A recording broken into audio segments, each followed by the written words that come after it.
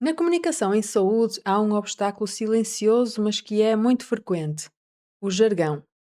Não sabemos ao certo quantas vezes é que a informação fica perdida no caminho devido ao uso de expressões ou de siglas que são difíceis de decifrar. Mas sabemos que, sendo esta a linguagem do não especialista, não vai ser bem compreendida pelo público em geral. Por isso, se queremos que a nossa mensagem seja bem compreendida, nós temos que adaptar a linguagem.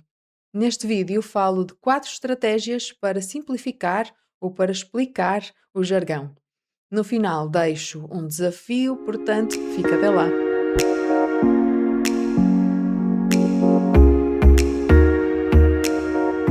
O jargão é a linguagem técnica dos profissionais de saúde. Na comunicação entre pares, tem uma função útil. Permite trocar ideias de forma precisa e eficiente. Nesse contexto, o jargão é um facilitador da comunicação. No entanto, quando é utilizada na comunicação com doentes ou o público em geral, pode tornar-se uma barreira, impedindo a compreensão da informação. E sem compreender, as pessoas não podem ter um papel tão ativo nos seus cuidados e na sua saúde.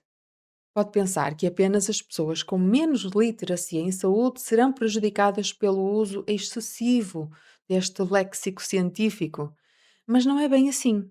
Vamos ao caso do Luís. O Luís é um contabilista e ele está muito habituado a ler leis, regulamentos e outros textos bastante complexos. Portanto, podemos dizer que ele tem uma boa literacia. E é também uma pessoa que procura ter uma vida saudável e procura estar informado sobre temas de saúde. Ele joga pádel e aqui há uns dias começou a ter umas dores no cotovelo. Foi ao médico e o médico disse-lhe: "O Luís tem uma epicondilite lateral." Apesar de ter boa literacia em saúde, o Luís não tinha a certeza que isso era uma boa ou má notícia, ou até se o médico estava a falar do cotovelo ou de outra coisa qualquer. Este exemplo mostra que mesmo as pessoas com boa literacia em saúde podem sentir-se perdidas quando encontram estas palavras. Porque ter boa literacia em saúde não é saber tudo sobre saúde. Então, o que é que nós podemos fazer para ajudar as pessoas a compreenderem melhor a informação? Aqui ficam 4 estratégias para simplificar o jargão. Primeiro, comece por identificar essas palavras. Isso é fácil, deve estar a pensar. Eu sei o que é o jargão. Pois é, mas se calhar há muitas palavras que utiliza como profissional de saúde e por estar tão habituado a utilizá-las, já não as vê como jargão. Então é importante fazer este exercício, que é o exercício de colocar o chapéu do não especialista e olhar para a informação sobre esse prisma. Como outros disseram, o problema do jargão é que não é considerado jargão por quem o usa. Se não identificamos essas palavras no nosso discurso escrito ou oral, como é que nós as vamos explicar? É como tentar pescar sem saber o que é um peixe. Um grupo de investigadores organizou o jargão em 7 classes que estão descritas neste artigo. Algumas são mais óbvias, como os nomes de doenças, de sintomas, e outras são menos evidentes, como os eufemismos e palavras ou expressões que podem ter um significado específico quando usadas na área da saúde. Este artigo ajuda a ter maior consciência sobre o que pode ser o jargão. Eu vou deixar o link na descrição.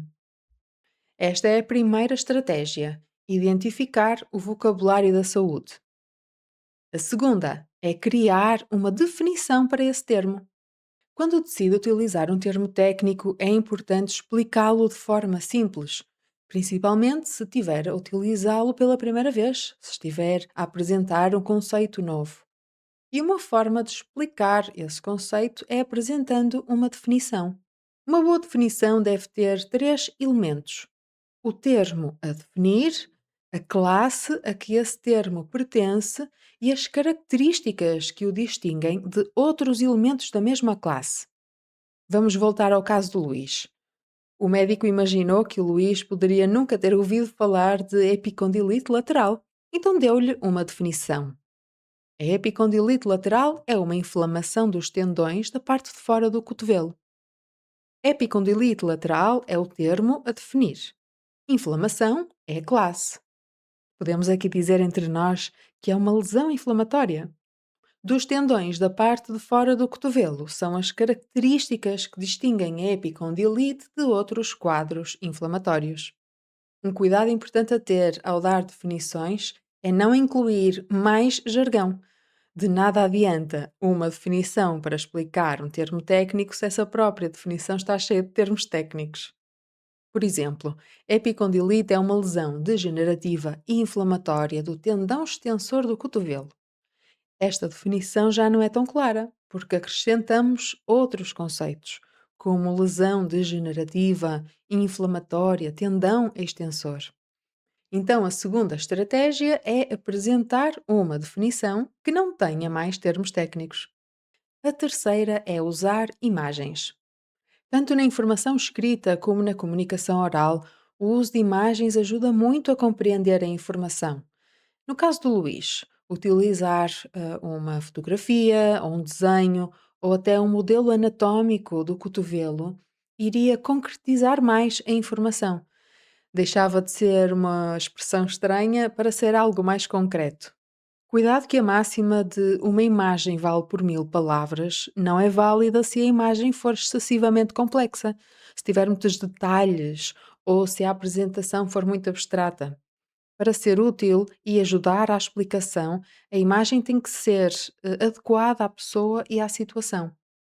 A terceira estratégia é então usar imagens adequadas ao público. A quarta é apresentar um sinónimo simples. Uma das formas mais comuns de tornar a comunicação mais acessível é substituir os termos técnicos por palavras comuns. São palavras que as pessoas conhecem e que utilizam no seu dia a dia. Por exemplo, em vez de dizermos cefaleia, podemos dizer dor de cabeça. No caso do Luís, um sinónimo conhecido de epicondilite lateral é cotovelo de tenista. Em alguns casos, podemos combinar a definição com o termo simples.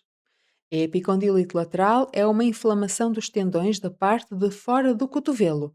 É conhecida por cotovelo de tenista. Esta é a quarta estratégia: usar um sinónimo simples.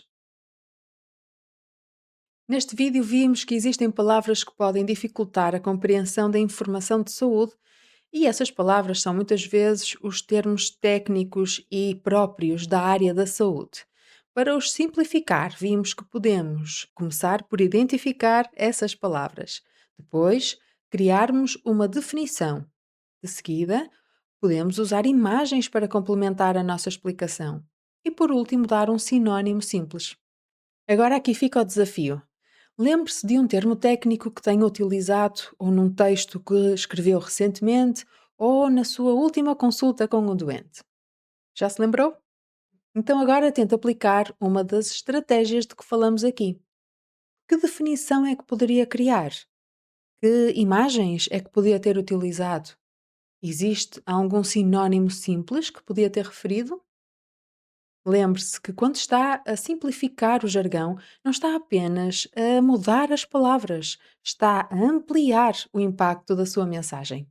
Espero que este vídeo seja útil, subscreva o canal, deixe o seu gosto e veja na descrição links para outros conteúdos interessantes e importantes sobre comunicação em saúde. Até ao próximo vídeo.